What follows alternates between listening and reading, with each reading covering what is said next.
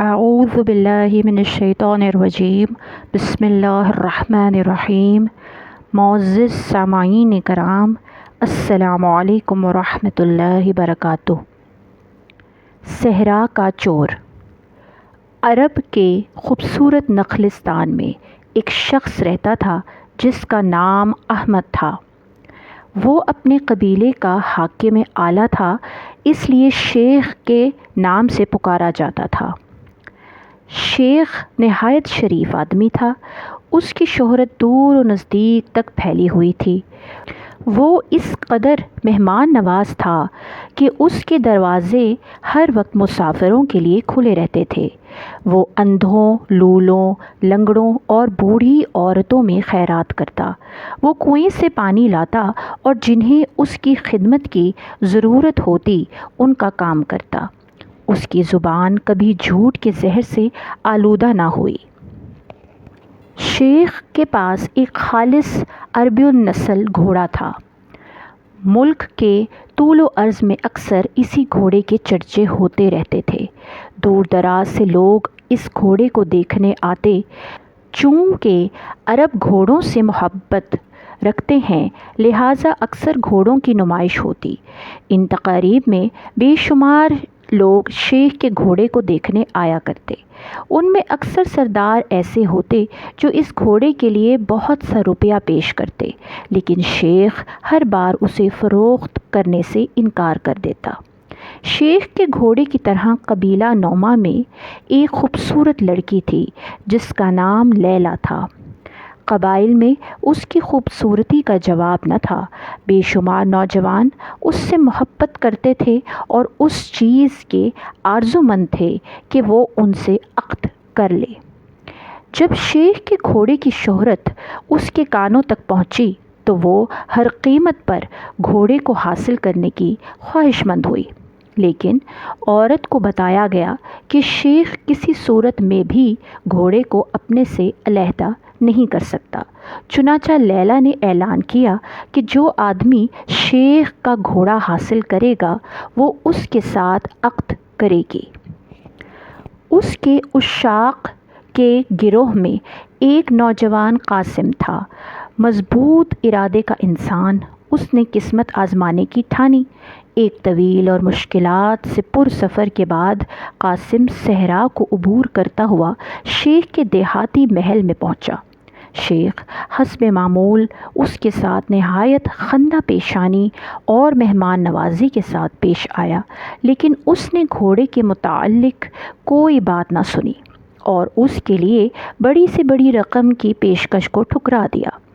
جب قاسم کو ہر ممکن ذرائع سے گھوڑا حاصل کرنے میں ناکامی ہوئی تو اس نے چالاکی سے گھوڑا اڑا لے جانے کی کوشش کی۔ محبت اور جنگ میں ہر چیز جائز ہے، اس نے اپنے دل میں کہا۔ شیخ کی عادت تھی کہ ہر شام گھوڑے پر سوار ہو کر سیر کو چلا جاتا اور سورج غروب ہونے کے بعد واپس آتا۔ ایک شام جب وہ گھوڑے پر سوار گھر کو واپس آ رہا تھا تو اس نے دیکھا کہ ایک آدمی کمبل میں لپٹا ہوا برسر راہ پڑا ہوا ہے اور درد سے کراہ رہا ہے۔ شیخ نے گھوڑے کی باگ تھام لی۔ تم کس مصیبت میں مبتلا ہو؟ اس نے زمین پر پڑے ہوئے آدمی سے دریافت کیا۔ میں بیمار ہوں، مجھ پر رحم کرو اور مجھے اس جھونپڑی تک پہنچا دو، مریض نے جواب دیا۔ شیخ گھوڑے سے نیچے اترا اور گھوڑے پر سوار ہونے میں اس آدمی کی مدد کی۔ خود اس نے گھوڑے کی باگ پکڑ لی اور ساتھ ساتھ چلنا شروع کر دیا۔ وہ چند قدم گئے ہوں گے کہ اس آدمی نے کہا، مہربانی کر کے ذرا توقف کریں، میرا کمبل زمین پر گر گیا ہے، ازراہ نوازش اس کو ذرا اٹھا لائیں۔ جیسے ہی شیخ نے گھوڑے کی باگ چھوڑی اور کمبل لانے کے لیے واپس مڑا، آدمی نے گھوڑے کو مہمیز لگائی اور گھوڑے کو تیز کر دیا۔